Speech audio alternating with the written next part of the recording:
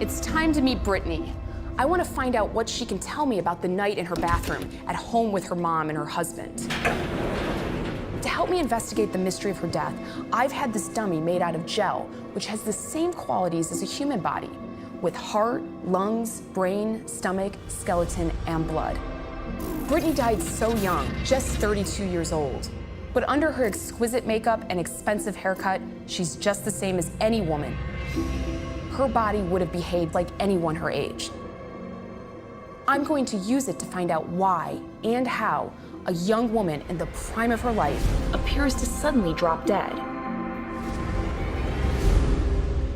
When the coroner's office releases the autopsy report, the results show anemia, multiple drug intoxication, and pneumonia caused by the bacteria Staphylococcus aureus.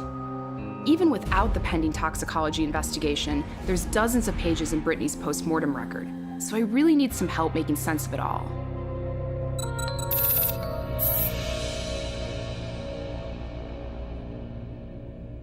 Dr. Judy Melanik is a forensic pathologist who has pronounced in over 2,500 cases. Dr. Melanik, this is a familiar but unconventional space for you, isn't it? It is. Where do you start? We start with the external examination. We look on the outside of the body to see if there's any signs of injury. And in Brittany Murphy's case, there was no sign of injury. The next step is to do the autopsy to figure out if there's any sign of disease. And that would tell you whether there was any underlying condition that could have contributed to the cause of her death. Or been the cause of death, correct. I know this is just a model, but can you show me on this where the coroner would have started? Absolutely.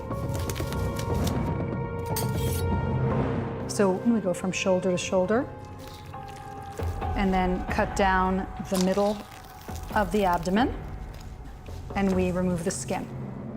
And would this actually be quite bloody in a real cadaver? There is blood, but because the person's dead, it's not pumping out. It just pours out from gravity. So after reflecting the skin, you'd see the chest cavity encased in the ribs, and then I would slice the ribs open using a rib cutter or lopper. They look like garden shears. They are garden shears. We got them at a gardening store, actually. Wow. Ooh. And then we lift up the rib cage to expose the organs underneath. The lungs and the heart are now visible. So then I would lift the lungs up out of the chest cavity in order to remove them and weigh them. So this would be a normal-sized lung, nice and pink. We know that standard lungs are around 250 to maybe 400 grams. In Brittany Murphy's case, her right lung weighed 1,230 grams, so it's almost 6 times normal size. Wow. And the left lung was 760 grams, so it was also heavier than normal.